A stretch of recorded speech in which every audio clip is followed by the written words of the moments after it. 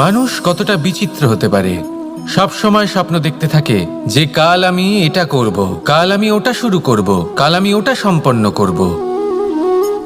এই যে কাল শব্দটা, এই কাল অত্যন্ত বিচিত্র এক শব্দ। আমরা সবসময় এটাকে আসতে দেখতে পাই, কিন্তু এটা আসাতে বর্তমানে পরিণত হয়। আবার আজ নতুন কাল দেখতে পাই, তার জন্য অপেক্ষা করি, যখন সেটা সামনে আসে বর্তমানে পরিণত হয়।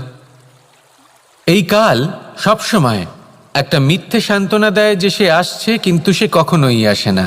যেটা আপনার হাতে রয়েছে তা হলো আজ, বর্তমান। তাই যা করার আছে, যা সম্পন্ন করতে চান, যা শুরু করতে চান, আজ করুন, বর্তমানে করুন। কারণ আজ আপনি যা করবেন সেটাই আপনার ভবিষ্যৎ নির্ধারিত করবে। ভবিষ্যতের বিষয়ে ভাবতে থাকলে ভবিষ্যৎ সুন্দর হবে না। আজ কর্ম করতে হবে। তাই আজ বর্তমানে জীবনযাপন করুন, কর্ম করুন, আর আমার সাথে ভালোবেসে বলুন রাধা রাধা। পঞ্চম তত্ত্ব, আকাশ, নব, ব্যোম। আসলে কোনো ভ্রম নাকি সত্য? ভ্রম তো হতে পারে না, কারণ ভ্রমের মধ্যে কেউ বাঁচতেই পারে না। আর যদি সত্য হয় তাহলে এতটাই বিশাল যে আমাদের চোখের থেকে, আমাদের ইন্দ্রিয়ের থেকে, আমাদের মস্তিষ্কের থেকে, আমাদের চিন্তা ভাবনার থেকেও অনেক ঊর্ধ্বে, যাকে আমরা বুঝতেই পারি না। এটা যতটাই বিশাল আকার, ঠিক ততটাই সরল। এই আকাশ যতই অন্ধকারাচ্ছন্ন, ততটাই আলোর প্রকাশ প্রদান করে থাকে। দেখতে গেলে এ হলো জীবনের সঞ্চালক, কিন্তু যদি ক্রুদ্ধ হয়ে যায় তাহলে প্রাণ কেড়ে নিতেও দ্বিধা বোধ করে না।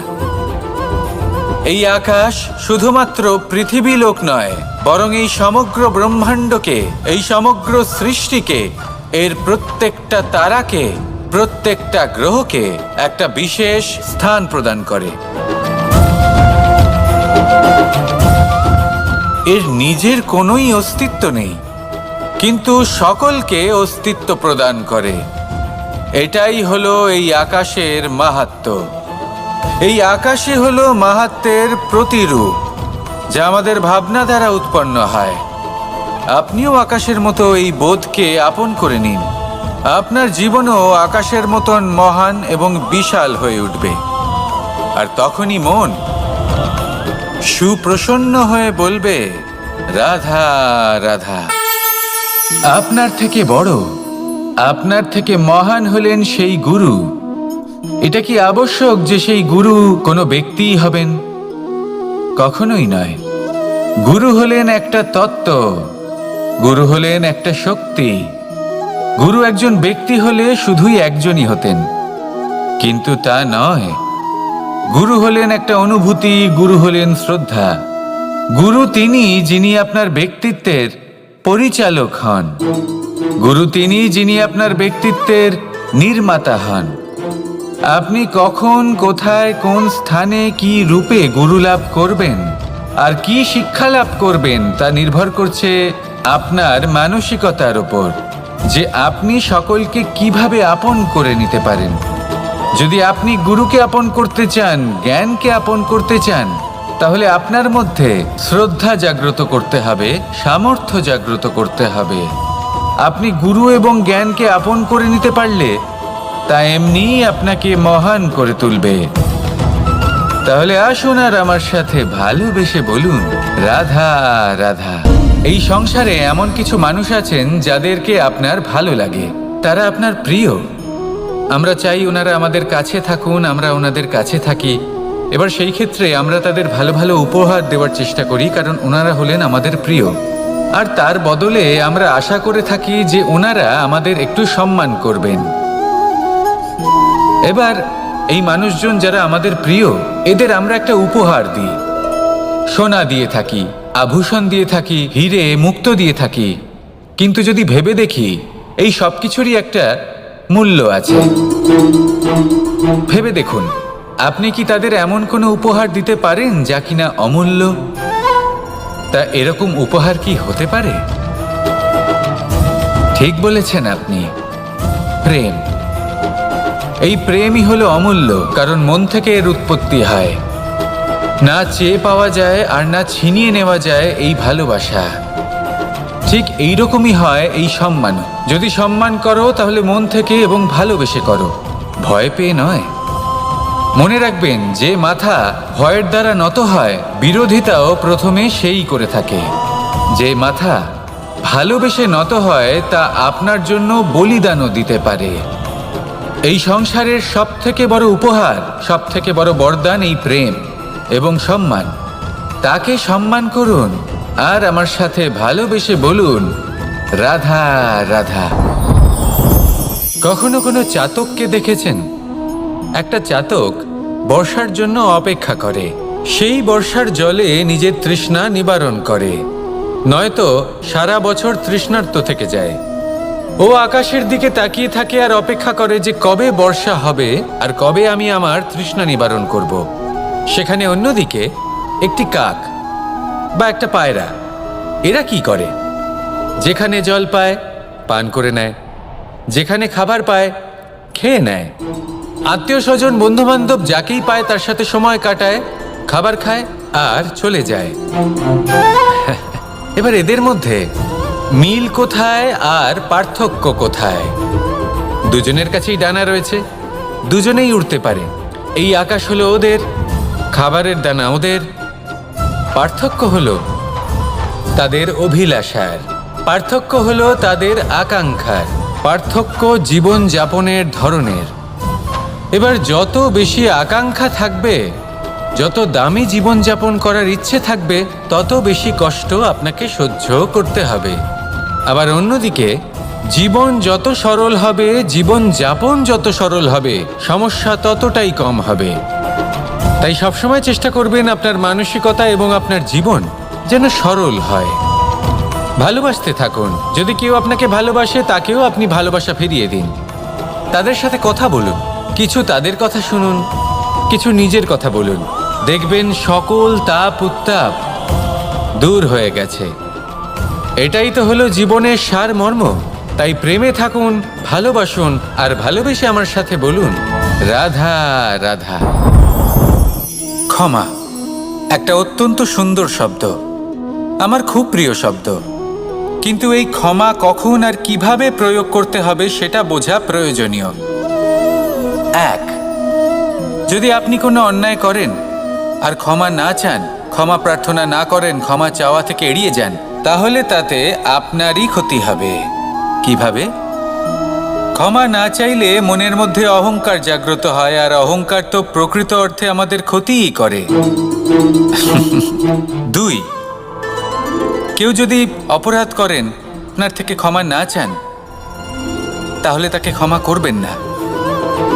ক্ষমা হলো অত্যন্ত অমূল্য, আর না চাইতেই কাউকে ক্ষমা দান করা এটা উচিত নয়। তিন, যদি কেউ আপনার সাথে অনুচিত কিছু করেন, অপরাধ করেন, আর আপনার থেকে ক্ষমা চান, তাহলে তাকে ক্ষমা করে দিন। তাতে আপনার অন্তরের করুণাবোধ জাগ্রত হবে, প্রেম জাগ্রত হবে, আর তা আপনার জন্য শুভ হবে। চার, যদি আপনি নিজে কোনো অপরাধ করেন, তাহলে অবশ্যই ক্ষমা চাইবেন। তাতে আপনারই লাভ হবে। কিভাবে? সামনের ব্যক্তি আপনাকে ক্ষমা করুক বা না করুক, আপনার অন্তরের অহংকার ক্ষীণ হবে, আর এই মন আরও নির্মল হয়ে উঠবে। এই ক্ষমা অত্যন্ত অমূল্য। ভেবেচিন্তে একে ব্যবহার করুন আর আমার সাথে ভালোবেসে বলুন, রাধা রাধা। একবার একজন গুরু তার শিষ্যদের পরীক্ষা নিচ্ছিলেন। উনি ওনার প্রত্যেক শিষ্যকে একটি করে পাখি দিয়ে বললেন সেই পাখির বলি দিতে হবে, কিন্তু এমন এক স্থানে যেখানে কেউ তাদের দেখতে পাচ্ছে না। প্রত্যেক শিষ্য নিজের যাত্রা শুরু করল। কেউ ঘন বনে প্রবেশ করল, কেউ অন্ধকার গুহায় প্রবেশ করল, কেউ দূরে কোনো পর্বতের শিখরে পৌঁছে গেল। যে মুহূর্তে দেখলো তাদের কেউ দেখতে পাচ্ছে না, তারা সেই বলি দিতে চেষ্টা করল। যেই বলি দিতে গেল, সেই পাখি আলোর কিরণে পরিবর্তিত হলো এবং লুপ্ত হয়ে গেল। একজন শিষ্য ছিল যে আবার গুরুর কাছে ফিরে এলো। সে বলল, ক্ষমা করবেন গুরুদেব, কিন্তু আমি এমন কোনো স্থান পেলাম না যেখানে কেউ আমাকে দেখতে পাচ্ছে না।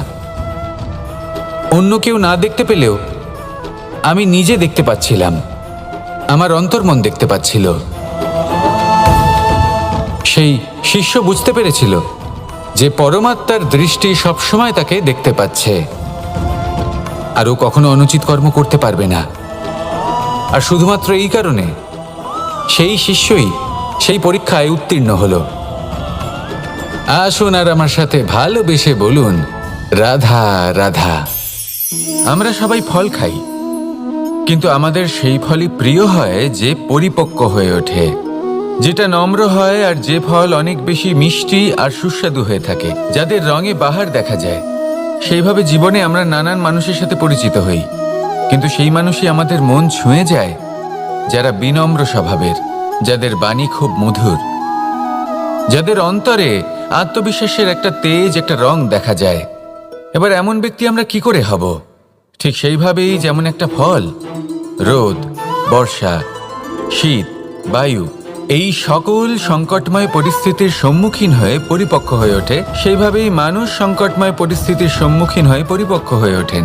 যদি এই সংকটের সম্মুখীন হন তাহলে অভিজ্ঞ হবেন, আর এই অভিজ্ঞতাই শিক্ষা দিয়ে যাবে। এই অভিজ্ঞতা আমাদের শিখিয়ে দেয় যে আমাদের বিনম্র থাকতে হবে। অহংকার করে কোনো লাভ নেই। মধুর বাণীর যে কি মূল্য তা আমরা শিখতে পারি। এই অভিজ্ঞতাই আমাদের বুঝিয়ে দেয় যে উচিত অনুচিত কোনটা, আমাদের দৃষ্টিভঙ্গি তৈরি করে, আর এই দৃষ্টিভঙ্গি দ্বারা আত্মবিশ্বাস জাগ্রত হয়। সেই জন্য জীবনে কখনো বিপদ থেকে দূরে পালাবেন না, সেগুলোর সম্মুখীন হন, অভিজ্ঞতা লাভ করুন, তার থেকে শিক্ষা লাভ করুন, এইভাবেই পরিপক্ক হবেন। আসুন আমার সাথে ভালোবেসে বলুন, রাধা রাধা। মানুষ বর্তমানে নিজের জীবন অতিবাহিত করেন, কিন্তু তার জীবনে অতীতকাল এবং ভবিষ্যৎকাল এই দুটোরই সমান গুরুত্ব রয়েছে। অতীতকাল অতিবাহিত হয়ে গেছে এবং সেটা জীবিত থাকে আমাদের স্মৃতি হিসেবে, এবং ভবিষ্যৎ হলো সেটাই যেটা আমরা শুধুমাত্র কল্পনাই করতে পারি। এবার অতীতের কিছু স্মৃতি এমন থাকে যা আমাদের কাছে আনন্দময় হয় না, তা কটু হয়, দুঃখজনক হয়, যন্ত্রণাদায়ক হয়। আমরা যা কিছুই করি তা বদলে ফেলতে পারবো না, কিন্তু ভবিষ্যৎকাল সেটা আমরা রচনা অবশ্যই করতে পারি, যদি আজ আমরা শ্রেষ্ঠ কর্ম করি। যদি আজকের এই দিনটা আমরা আনন্দের সাথে অতিবাহিত করি, সুখের সাথে অতিবাহিত করি, এক একটা মুহূর্ত আমরা আনন্দ এবং ভালোবাসার সাথে অতিবাহিত করি, আপনার আজকের এই কর্ম আপনার ভবিষ্যৎ নির্ধারণ করবে। আজ আপনি যেভাবে জীবন কাটাবেন তা ভবিষ্যতে গিয়ে অতীতকালে পরিণত হবে, আর তখন আপনি এমন স্মৃতি খুঁজে পাবেন যেখানে আপনি প্রত্যেকটি মুহূর্ত প্রেম এবং আনন্দের সাথে অতিবাহিত করেছেন, এবং সেই স্মৃতি মধুর হবে। তাহলে আজ শ্রেষ্ঠ এবং উচিত কর্ম করুন, আপনি নিশ্চিত রূপে একটি উজ্জ্বল, শুদ্ধ, পবিত্র এবং আনন্দময় ভবিষ্যৎ লাভ করবেন। আসুন আমার সাথে ভালোবেসে বলুন, রাধা রাধা। এই সংসারে অনেক অনেক এমন জ্ঞানী আছেন যারা নিজের সমস্ত জীবন জ্ঞান অর্জন করতে অতিবাহিত করেছেন। এই সংসারে এমন কোনো বেদ নেই, কোনো পুরাণ নেই, কোনো শাস্ত্র নেই, কোনো ভাষা নেই যা ওনারা জানেন না। এমন কোনো বিষয় নেই যা নিয়ে ওনারা কোনো বক্তব্য রাখতে পারবেন না। কিন্তু আমরা এই সকল জ্ঞানীকে কি ভালোবাসতে পারি?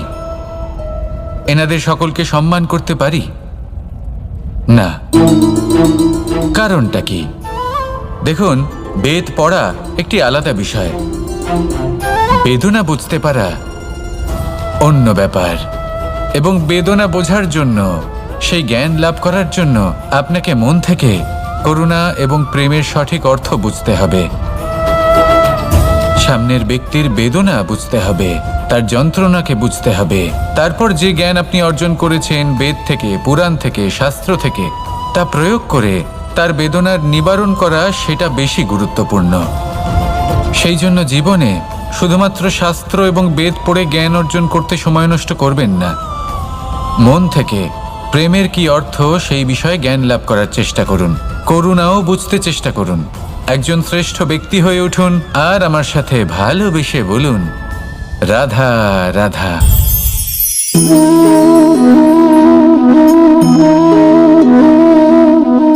জল এই সংসারের সমস্ত প্রধান তত্ত্বের মধ্যে একটি। এই জল যে কোনো জ্বালা দূর করে, আগুনকে নিভিয়ে দেওয়ার ক্ষমতা রাখে, অবিরল অবিচল ভাবে প্রবাহিত হতে পারে, একে কেউ বাধা দিতে পারে না। এর পথে বাধা সৃষ্টি করলে নিজের পথ নিজেই খুঁজে নেবে বা সে নিজেই নিজের পথ বানিয়ে নেবে, কিন্তু কখনো থামবে না। এই জল হলো মহান, আর এর একটা মহান গুণ আছে, এর নিজস্ব কোনো রং নেই, কিন্তু যখন মেঘ থেকে বৃষ্টিরূপে পৃথিবীতে ঝরে পড়ে তখন সমস্ত সংসারকে রঙিন করে তোলে। যেখানে খরা হয়েছে সেখানে শ্যামল করে তোলে, যে স্থান শ্যামল সেখানে ভিন্ন ভিন্ন প্রকারের পুষ্প ফুটিয়ে তোলে। এই জলের মতন আমাদের হতে হবে। ওর যেমন কোনো রং নেই, আমাদেরও যেন কোনো অহংকার না থাকে। শুধু কর্মের এই ধারাতে বইতে থাকুন, এই সংসারের মঙ্গল করতে থাকুন, শ্রেষ্ঠ কর্ম করতে থাকুন। এই সংসারকে এটা বলার কোনো প্রয়োজন নেই যে আপনি কে। আপনি যদি কর্ম করতে থাকেন তাহলে এই সংসার নিজে থেকেই আপনার মূল্য জানতে পারবে, আর তখন এই মন প্রসন্ন হয়ে বলবে, রাধা রাধা। বড়ই অদ্ভুত ব্যাপার, একটি পাথরের প্রতিমা যখন মন্দিরে স্থাপিত হয় তখন তা আমাদের কাছে ভগবান সম হয়ে দাঁড়ায়, কিন্তু যখন একজন জীবিত মানুষ মন্দিরে গিয়ে থাকেন তখন তার শরীর, মন, আত্মা সেই সব পাথর সম হয়ে দাঁড়ায়। কিন্তু এমনটা আমি ঠিক কেন বললাম ভেবে দেখুন। মানুষ এটা চান যে কোনো পরিস্থিতি, যে কোনো স্থানেই তার বিজয় হোক, কিন্তু এখানে এসে সে পরাজিত হয়। এরকম ঠিক কেন হয়? সমস্ত খেলা হলো ভাবনা চিন্তার, বিচারধারার, দৃষ্টিভঙ্গির, উত্তরদায়িত্বের খেলা। পাষাণের এই প্রতিমা, তার একটি উত্তরদায়িত্ব আছে, আশা ধরে রাখার দায়িত্ব। সেই আশা জানিয়ে মানুষ মন্দিরে আসেন। তেমনি মানুষের একটি উত্তরদায়িত্ব আছে যেটা সে ভুলে যায়, আর সেই উত্তরদায়িত্ব হলো এটা, যে মন্দিরে যে ভগবানকে সে প্রসন্ন করতে যাচ্ছে তাকে সে তখনই খুঁজে পাবে যখন পূর্ণরূপে সে সমর্পিত থাকবে। যদি মনে সমর্পণের ভাব না থাকে তাহলে ভগবান কখনো প্রসন্ন হবেন না। নিজের উত্তরদায়িত্ব বোঝার বদলে মানুষ শুধু একটা অনুষ্ঠান পালন করেন, যেমন ফুলের একটা মালা অর্পণ করেন, আর সেই কারণেই তিনি পরাজিত হন। আপনি ফুলের মালা অর্পণ করুন, প্রসাদ অর্পণ করুন, কিন্তু মনের মধ্যে পূর্ণ সমর্পণের ভাব থাকা প্রয়োজনীয়।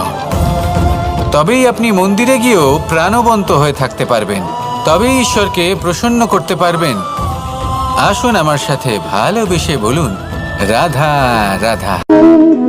এই প্রেম মানুষকে দিয়ে কি না করাতে পারে, বড় বড় কাজ করাতে পারে, বড় বড় বাধা পার করাতে পারে। চাইলে মরুভূমিতে কুয়ো খোঁড়াতে পারে, পর্বত পার করাতে পারে, প্রতিটা অসম্ভব কার্য সম্ভব করাতে পারে। কিন্তু যদি আমি এটা বলি যে প্রেম আপনাকে দিয়ে ছলনাও করাতে পারে, তাহলে কি আপনি তা ঠিক মনে করবেন? আপনার কি মনে হবে যে এরকম হতে পারে? অবশ্যই হতে পারে। যেমন আমি ছল করছি এই মুহূর্তে আমার রাধার জন্য, আমার প্রেমের জন্য। আমি রাধার সাথে অনন্ত প্রেম করি, নিঃস্বার্থভাবে প্রেম করি, কিন্তু তাও আমাকে একটা ঠকবাজ, স্বার্থপর, লোভী ব্যক্তি হতে হচ্ছে। এই ছলনা আমাকে করতে হচ্ছে আমার প্রেমের জন্য। এবারে আপনারা আমাকে বলবেন যে কেন কৃষ্ণ এসব করার কি দরকার? রাধার সাথে তুমি বিবাহ করে তুমি কি শান্তির নিঃশ্বাস নিতে পারো না? নিশ্চয়ই নিতে পারি। রাধার সাথে বিবাহ করে আমি ভীষণ সুখী হব, কিন্তু আমি এই কথাও জানি যে আমার রাধা সুখী হতে পারবে না। কারণ যদি এই বিবাহ হয়, তার মাতা পিতা, তার পরিবারকে বর্ষণা ত্যাগ করতে হবে।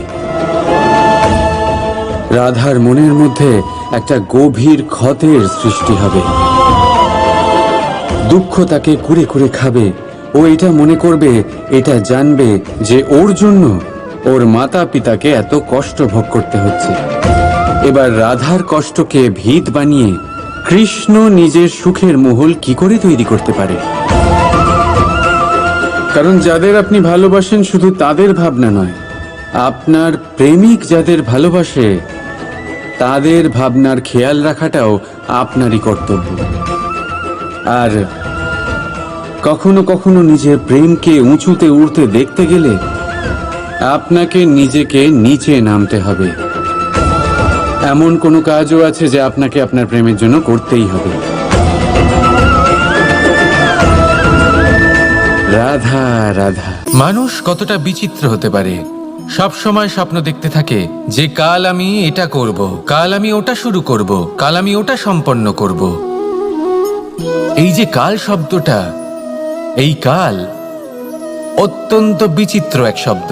আমরা সবসময় এটাকে আসতে দেখতে পাই, কিন্তু এটা আসাতে বর্তমানে পরিণত হয়। আবার আজ নতুন কাল দেখতে পাই, তার জন্য অপেক্ষা করি যখন সেটা সামনে আসে বর্তমানে পরিণত হয়। এই কাল সবসময় একটা মিথ্যে সান্ত্বনা দেয় যে সে আসছে, কিন্তু সে কখনোই আসে না। যেটা আপনার হাতে রয়েছে তা হলো আজ, বর্তমান। তাই যা করার আছে, যা সম্পন্ন করতে চান, যা শুরু করতে চান, আজ করুন, বর্তমানে করুন। কারণ আজ আপনি যা করবেন সেটাই আপনার ভবিষ্যৎ নির্ধারিত করবে। ভবিষ্যতের বিষয় ভাবতে থাকলে ভবিষ্যৎ সুন্দর হবে না। আজ কর্ম করতে হবে। তাই আজ বর্তমানে জীবনযাপন করুন, কর্ম করুন, আর আমার সাথে ভালোবেসে বলুন রাধা রাধা। পঞ্চম তত্ত্ব, আকাশ, নব, ব্যোম।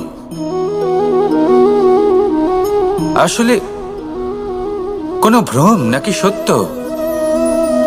ভ্রম তো হতে পারে না, কারণ ভ্রমের মধ্যে কেউ বাঁচতেই পারে না। আর যদি সত্য হয় তাহলে এতটাই বিশাল যে আমাদের চোখের থেকে, আমাদের ইন্দ্রিয়ের থেকে, আমাদের মস্তিষ্কের থেকে, আমাদের চিন্তা ভাবনার থেকেও অনেক ঊর্ধ্বে, যাকে আমরা বুঝতেই পারি না। এটা যতটাই বিশাল আকার ঠিক ততটাই সরল। এই আকাশ যতই অন্ধকারাচ্ছন্ন ততটাই আলোর প্রকাশ প্রদান করে থাকে। দেখতে গেলে এ হলো জীবনের সঞ্চালক, কিন্তু যদি ক্রুদ্ধ হয়ে যায় তাহলে প্রাণ কেড়ে নিতেও দ্বিধা বোধ করে না। এই আকাশ শুধুমাত্র পৃথিবী লোক নয়, বরং এই সমগ্র ব্রহ্মাণ্ডকে, এই সমগ্র সৃষ্টিকে, এর প্রত্যেকটা তারাকে, প্রত্যেকটা গ্রহকে একটা বিশেষ স্থান প্রদান করে। এর নিজের কোনোই অস্তিত্ব নেই, কিন্তু সকলকে অস্তিত্ব প্রদান করে। এটাই হলো এই আকাশের মাহাত্ম্য। এই আকাশই হলো মাহাত্ম্যের প্রতিরূপ, যা আমাদের ভাবনা দ্বারা উৎপন্ন হয়। আপনিও আকাশের মতো এই বোধকে আপন করে নিন। আপনার জীবনও আকাশের মতন মহান এবং বিশাল হয়ে উঠবে। আর তখনই মন সুপ্রসন্ন হয়ে বলবে রাধা রাধা। আপনার থেকে বড়, আপনার থেকে মহান হলেন সেই গুরু। এটা কি আবশ্যক যে সেই গুরু কোনো ব্যক্তিই হবেন? কখনোই নয়। গুরু হলেন একটা তত্ত্ব, গুরু হলেন একটা শক্তি। গুরু একজন ব্যক্তি হলে শুধুই একজনই হতেন, কিন্তু তা নয়। গুরু হলেন একটা অনুভূতি, গুরু হলেন শ্রদ্ধা। গুরু তিনি যিনি আপনার ব্যক্তিত্বের পরিচালক হন। গুরু তিনি যিনি আপনার ব্যক্তিত্বের নির্মাতা হন। আপনি কখন, কোথায়, কোন স্থানে, কি রূপে গুরু লাভ করবেন আর কি শিক্ষা লাভ করবেন তা নির্ভর করছে আপনার মানসিকতার উপর, যে আপনি সকলকে কিভাবে আপন করে নিতে পারেন। যদি আপনি গুরুকে আপন করতে চান, জ্ঞানকে আপন করতে চান, তাহলে আপনার মধ্যে শ্রদ্ধা জাগ্রত করতে হবে, সামর্থ্য জাগ্রত করতে হবে। আপনি গুরু এবং জ্ঞানকে আপন করে নিতে পারলে তা এমনিই আপনাকে মহান করে তুলবে। তাহলে আসুন আর আমার সাথে ভালোবেসে বলুন রাধা রাধা। এই সংসারে এমন কিছু মানুষ আছেন যাদেরকে আপনার ভালো লাগে, তারা আপনার প্রিয়, আমরা চাই ওনারা আমাদের কাছে থাকুন, আমরা ওনাদের কাছে থাকি। এবার সেই ক্ষেত্রে আমরা তাদের ভালো ভালো উপহার দেওয়ার চেষ্টা করি, কারণ ওনারা হলেন আমাদের প্রিয়। আর তার বদলে আমরা আশা করে থাকি যে ওনারা আমাদের একটু সম্মান করবেন। এবার এই মানুষজন যারা আমাদের প্রিয়, এদের আমরা একটা উপহার দিই। সোনা দিয়ে থাকি, আভূষণ দিয়ে থাকি, হিরে মুক্ত দিয়ে থাকি। কিন্তু যদি ভেবে দেখি, এই সব কিছুরই একটা মূল্য আছে। ভেবে দেখুন, আপনি কি তাদের এমন কোনো উপহার দিতে পারেন যা কিনা অমূল্য? তা এরকম উপহার কি হতে পারে? ঠিক বলেছেন আপনি, প্রেম। এই প্রেমই হলো অমূল্য, কারণ মন থেকে এর উৎপত্তি হয়। না চেয়ে পাওয়া যায় আর না ছিনিয়ে নেওয়া যায় এই ভালোবাসা। ঠিক এইরকমই হয় এই সম্মান। যদি সম্মান করো তাহলে মন থেকে এবং ভালোবেসে করো, ভয় পেয়ে নয়। মনে রাখবেন, যে মাথা ভয়ের দ্বারা নত হয়, বিরোধিতাও প্রথমে সেই করে থাকে। যে মাথা ভালোবেসে নত হয়, তা আপনার জন্য বলিদানও দিতে পারে। এই সংসারের সব থেকে বড় উপহার, সব থেকে বড় বরদান এই প্রেম এবং সম্মান। তাকে সম্মান করুন আর আমার সাথে ভালোবেসে বলুন, রাধা রাধা। কখনো কোনো চাতককে দেখেছেন? একটা চাতক বর্ষার জন্য অপেক্ষা করে। সেই বর্ষার জলে নিজের তৃষ্ণা নিবারণ করে, নয়তো সারা বছর তৃষ্ণার্ত থেকে যায়। ও আকাশের দিকে তাকিয়ে থাকে আর অপেক্ষা করে যে কবে বর্ষা হবে আর কবে আমি আমার তৃষ্ণা নিবারণ করব। সেখানে অন্যদিকে একটি কাক বা একটা পায়রা, এরা কি করে? যেখানে জল পায় পান করে নেয়, যেখানে খাবার পায় খেয়ে নেয়, আত্মীয় স্বজন বন্ধু বান্ধব যাকেই পায় তার সাথে সময় কাটায়, খাবার খায় আর চলে যায়। এবার এদের মধ্যে মিল কোথায় আর পার্থক্য কোথায়? দুজনের কাছেই ডানা রয়েছে, দুজনেই উড়তে পারে। এই আকাশ হলো ওদের, খাবারের দানা ওদের। পার্থক্য হলো তাদের অভিলাষার, পার্থক্য হলো তাদের আকাঙ্ক্ষার, পার্থক্য জীবন যাপনের ধরনের। এবার যত বেশি আকাঙ্ক্ষা থাকবে, যত দামি জীবনযাপন করার ইচ্ছে থাকবে, তত বেশি কষ্ট আপনাকে সহ্য করতে হবে। আবার অন্যদিকে জীবন যত সরল হবে, জীবনযাপন যত সরল হবে, সমস্যা ততটাই কম হবে। তাই সবসময় চেষ্টা করবেন আপনার মানসিকতা এবং আপনার জীবন যেন সরল হয়। ভালোবাসতে থাকুন। যদি কেউ আপনাকে ভালোবাসে, তাকেও আপনি ভালোবাসা ফিরিয়ে দিন। তাদের সাথে কথা বলুন, কিছু তাদের কথা শুনুন, কিছু নিজের কথা বলুন। দেখবেন সকল তাপ উত্তাপ দূর হয়ে গেছে। এটাই তো হলো জীবনের সারমর্ম। তাই প্রেমে থাকুন, ভালোবাসুন, আর ভালোবেসে আমার সাথে বলুন, রাধা রাধা। ক্ষমা একটা অত্যন্ত সুন্দর শব্দ, আমার খুব প্রিয় শব্দ। কিন্তু এই ক্ষমা কখন আর কিভাবে প্রয়োগ করতে হবে সেটা বোঝা প্রয়োজনীয়। এক, যদি আপনি কোনো অন্যায় করেন আর ক্ষমা না চান, ক্ষমা প্রার্থনা না করেন, ক্ষমা চাওয়া থেকে এড়িয়ে যান, তাহলে তাতে আপনারই ক্ষতি হবে। কিভাবে? ক্ষমা না চাইলে মনের মধ্যে অহংকার জাগ্রত হয়, আর অহংকার তো প্রকৃত অর্থে আমাদের ক্ষতিই করে। দুই, কেউ যদি অপরাধ করেন, আপনার থেকে ক্ষমা না চান, তাহলে তাকে ক্ষমা করবেন না। ক্ষমা হলো অত্যন্ত অমূল্য, আর না চাইতেই কাউকে ক্ষমা দান করা এটা উচিত নয়। তিন, যদি কেউ আপনার সাথে অনুচিত কিছু করেন, অপরাধ করেন, আর আপনার থেকে ক্ষমা চান, তাহলে তাকে ক্ষমা করে দিন। তাতে আপনার অন্তরের করুণাবোধ জাগ্রত হবে, প্রেম জাগ্রত হবে, আর তা আপনার জন্য শুভ হবে। চার, যদি আপনি নিজে কোনো অপরাধ করেন, তাহলে অবশ্যই ক্ষমা চাইবেন। তাতে আপনারই লাভ হবে। কিভাবে? সামনের ব্যক্তি আপনাকে ক্ষমা করুক বা না করুক, আপনার অন্তরের অহংকার ক্ষীণ হবে, আর এই মন আরো নির্মল হয়ে উঠবে। এই ক্ষমা অত্যন্ত অমূল্য। ভেবেচিন্তে একে ব্যবহার করুন আর আমার সাথে ভালোবেসে বলুন, রাধা রাধা। একবার একজন গুরু তার শিষ্যদের পরীক্ষা নিচ্ছিলেন। উনি ওনার প্রত্যেক শিষ্যকে একটি করে পাখি দিয়ে বললেন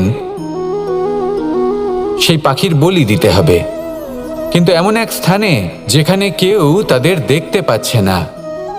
প্রত্যেক শিষ্য নিজের যাত্রা শুরু করলো। কেউ ঘন বনে প্রবেশ করলো, কেউ অন্ধকার গুহায় প্রবেশ করলো, কেউ দূরে কোনো পর্বতের শিখরে পৌঁছে গেল। যে মুহূর্তে দেখলো তাদের কেউ দেখতে পাচ্ছে না, তারা সেই বলি দিতে চেষ্টা করলো। যেই বলি দিতে গেল, সেই পাখি আলোর কিরণে পরিবর্তিত হলো এবং লুপ্ত হয়ে গেল।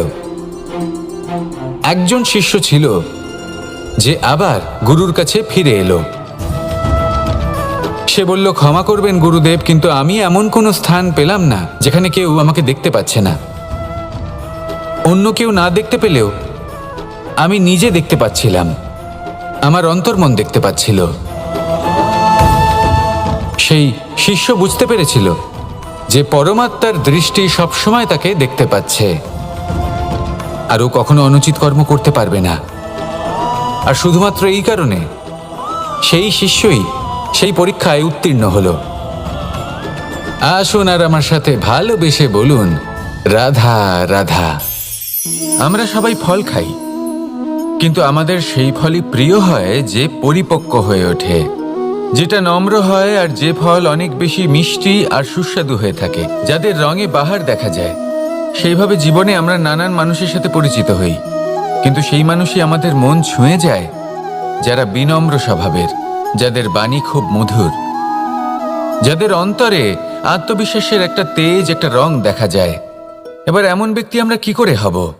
ঠিক সেইভাবেই যেমন একটা ফল রোদ, বর্ষা, শীত, বায়ু এই সকল সংকটময় পরিস্থিতির সম্মুখীন হয়ে পরিপক্ক হয়ে ওঠে, সেইভাবেই মানুষ সংকটময় পরিস্থিতির সম্মুখীন হয়ে পরিপক্ক হয়ে ওঠেন। যদি এই সংকটের সম্মুখীন হন তাহলে অভিজ্ঞ হবেন, আর এই অভিজ্ঞতাই শিক্ষা দিয়ে যাবে। এই অভিজ্ঞতা আমাদের শিখিয়ে দেয় যে আমাদের বিনম্র থাকতে হবে, অহংকার করে কোনো লাভ নেই। মধুর বাণীর যে কি মূল্য তা আমরা শিখতে পারি। এই অভিজ্ঞতাই আমাদের বুঝিয়ে দেয় যে উচিত অনুচিত কোনটা, আমাদের দৃষ্টিভঙ্গি তৈরি করে, আর এই দৃষ্টিভঙ্গি দ্বারা আত্মবিশ্বাস জাগ্রত হয়। সেই জন্য জীবনে কখনো বিপদ থেকে দূরে পালাবেন না, সেগুলোর সম্মুখীন হন, অভিজ্ঞতা লাভ করুন, তার থেকে শিক্ষা লাভ করুন, এইভাবেই পরিপক্ক হবেন। আসুন আমার সাথে ভালোবেসে বলুন, রাধা রাধা। মানুষ বর্তমানে নিজের জীবন অতিবাহিত করেন, কিন্তু তার জীবনে অতীতকাল এবং ভবিষ্যৎকাল এই দুটোরই সমান গুরুত্ব রয়েছে। অতীতকাল অতিবাহিত হয়ে গেছে এবং সেটা জীবিত থাকে আমাদের স্মৃতি হিসেবে, এবং ভবিষ্যৎ হলো সেটাই যেটা আমরা শুধুমাত্র কল্পনাই করতে পারি। এবার অতীতের কিছু স্মৃতি এমন থাকে যা আমাদের কাছে আনন্দময় হয় না, তা কটু হয়, দুঃখজনক হয়, যন্ত্রণাদায়ক হয়। আমরা যা কিছুই করি তা বদলে ফেলতে পারবো না, কিন্তু ভবিষ্যৎকাল সেটা আমরা রচনা অবশ্যই করতে পারি, যদি আজ আমরা শ্রেষ্ঠ কর্ম করি। যদি আজকের এই দিনটা আমরা আনন্দের সাথে অতিবাহিত করি, সুখের সাথে অতিবাহিত করি, এক একটা মুহূর্ত আমরা আনন্দ এবং ভালোবাসার সাথে অতিবাহিত করি, আপনার আজকের এই কর্ম আপনার ভবিষ্যৎ নির্ধারণ করবে। আজ আপনি যেভাবে জীবন কাটাবেন তা ভবিষ্যতে গিয়ে অতীতকালে পরিণত হবে, আর তখন আপনি এমন স্মৃতি খুঁজে পাবেন যেখানে আপনি প্রত্যেকটি মুহূর্ত প্রেম এবং আনন্দের সাথে অতিবাহিত করেছেন, এবং সেই স্মৃতি মধুর হবে। তাহলে আজ শ্রেষ্ঠ এবং উচিত কর্ম করুন, আপনি নিশ্চিত রূপে একটি উজ্জ্বল, শুদ্ধ, পবিত্র এবং আনন্দময় ভবিষ্যৎ লাভ করবেন। আসুন আমার সাথে ভালোবেসে বলুন, রাধা রাধা। এই সংসারে অনেক অনেক এমন জ্ঞানী আছেন যারা নিজের সমস্ত জীবন জ্ঞান অর্জন করতে অতিবাহিত করেছেন। এই সংসারে এমন কোনো বেদ নেই, কোনো পুরাণ নেই, কোনো শাস্ত্র নেই, কোনো ভাষা নেই যা ওনারা জানেন না। এমন কোনো বিষয় নেই যা নিয়ে ওনারা কোনো বক্তব্য রাখতে পারবেন না। কিন্তু আমরা এই সকল জ্ঞানীকে কি ভালোবাসতে পারি? এনাদের সকলকে সম্মান করতে পারি না। কারণটা কি? দেখুন, বেদ পড়া একটি আলাদা বিষয়, বেদনা বুঝতে পারা অন্য ব্যাপার, এবং বেদনা বোঝার জন্য সেই জ্ঞান লাভ করার জন্য আপনাকে মন থেকে করুণা এবং প্রেমের সঠিক অর্থ বুঝতে হবে। সামনের ব্যক্তির বেদনা বুঝতে হবে, তার যন্ত্রণাকে বুঝতে হবে। তারপর যে জ্ঞান আপনি অর্জন করেছেন বেদ থেকে, পুরাণ থেকে, শাস্ত্র থেকে, তা প্রয়োগ করে তার বেদনার নিবারণ করা, সেটা বেশি গুরুত্বপূর্ণ। সেই জন্য জীবনে শুধুমাত্র শাস্ত্র এবং বেদ পড়ে জ্ঞান অর্জন করতে সময় নষ্ট করবেন না। মন থেকে প্রেমের কি অর্থ সেই বিষয়ে জ্ঞান লাভ করার চেষ্টা করুন। করুণাও বুঝতে চেষ্টা করুন। একজন শ্রেষ্ঠ ব্যক্তি হয়ে উঠুন আর আমার সাথে ভালোবেসে বলুন, রাধা রাধা।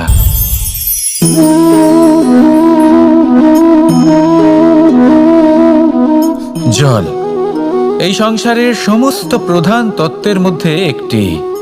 এই জল যে কোনো জ্বালা দূর করে, আগুনকে নিভিয়ে দেওয়ার ক্ষমতা রাখে, অবিরল অবিচল ভাবে প্রবাহিত হতে পারে, একে কেউ বাধা দিতে পারে না।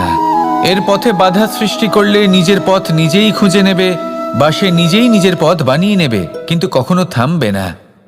এই জল হলো মহান, আর এর একটা মহান গুণ আছে, এর নিজস্ব কোনো রং নেই। কিন্তু যখন মেঘ থেকে বৃষ্টিরূপে পৃথিবীতে ঝরে পড়ে, তখন সমস্ত সংসারকে রঙিন করে তোলে। যেখানে খরা হয়েছে সেখানে শ্যামল করে তোলে।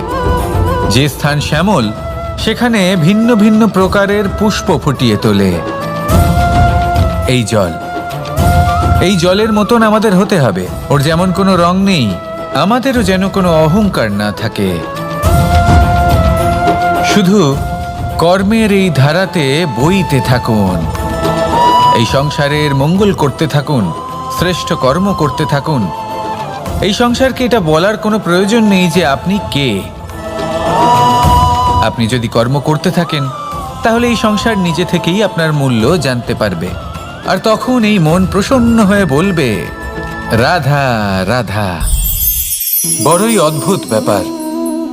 একটি পাথরের প্রতিমা যখন মন্দিরে স্থাপিত হয় তখন তা আমাদের কাছে ভগবান সম হয়ে দাঁড়ায়, কিন্তু যখন একজন জীবিত মানুষ মন্দিরে গিয়ে থাকেন তখন তার শরীর, মন, আত্মা সেই সব পাথর সম হয়ে দাঁড়ায়। কিন্তু এমনটা আমি ঠিক কেন বললাম ভেবে দেখুন। মানুষ এটা চান যে কোনো পরিস্থিতি, যে কোনো স্থানেই তার বিজয় হোক, কিন্তু এখানে এসে সে পরাজিত হয়। এরকম ঠিক কেন হয়? সমস্ত খেলা হলো ভাবনা চিন্তার, বিচারধারার, দৃষ্টিভঙ্গির, উত্তরদায়িত্বের খেলা। পাষাণের এই প্রতিমা, তার একটি উত্তরদায়িত্ব আছে, আশা ধরে রাখার দায়িত্ব। সেই আশা জানিয়ে মানুষ মন্দিরে আসেন। তেমনি মানুষের একটি উত্তরদায়িত্ব আছে যেটা সে ভুলে যায়, আর সেই উত্তরদায়িত্ব হলো এটা, যে মন্দিরে যে ভগবানকে সে প্রসন্ন করতে যাচ্ছে তাকে সে তখনই খুঁজে পাবে যখন পূর্ণরূপে সে সমর্পিত থাকবে। যদি মনে সমর্পণের ভাব না থাকে তাহলে ভগবান কখনো প্রসন্ন হবেন না। নিজের উত্তরদায়িত্ব বোঝার বদলে মানুষ শুধু একটা অনুষ্ঠান পালন করেন, যেমন ফুলের একটা মালা অর্পণ করেন, আর সেই কারণেই তিনি পরাজিত হন।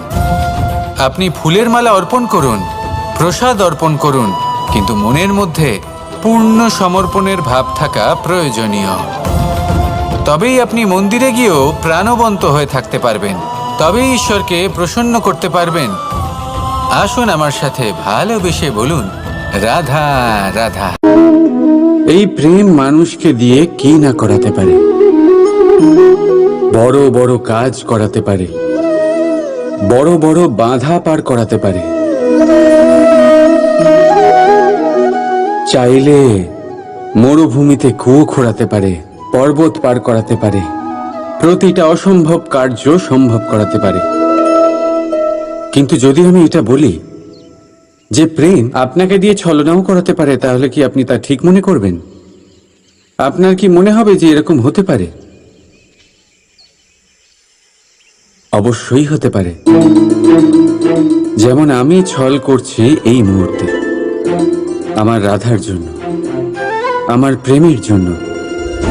আমি রাধার সাথে অনন্ত প্রেম করি, নিঃস্বার্থভাবে প্রেম করি, কিন্তু তাও আমাকে একটা ঠকবাজ,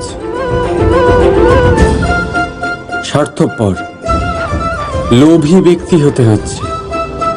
এই ছলনা আমাকে করতে হচ্ছে আমার প্রেমের জন্য। এবারে আপনারা আমাকে বলবেন যে কেন কৃষ্ণ এসব করার কি দরকার? রাধার সাথে তুমি বিবাহ করে তুমি কি শান্তির নিঃশ্বাস নিতে পারো না? নিশ্চয়ই নিতে পারি। রাধার সাথে বিবাহ করে আমি ভীষণ সুখী হব, কিন্তু আমি এই কথাও জানি যে আমার রাধা সুখী হতে পারবে না। কারণ যদি এই বিবাহ হয়, তার মাতা পিতা তার পরিবারকে বর্ষণা ত্যাগ করতে হবে। রাধার মনের মধ্যে একটা গভীর ক্ষতের সৃষ্টি হবে। দুঃখ তাকে কুরে কুরে খাবে। ও এটা মনে করবে, এটা জানবে যে ওর জন্য ওর মাতা পিতাকে এত কষ্ট ভোগ করতে হচ্ছে।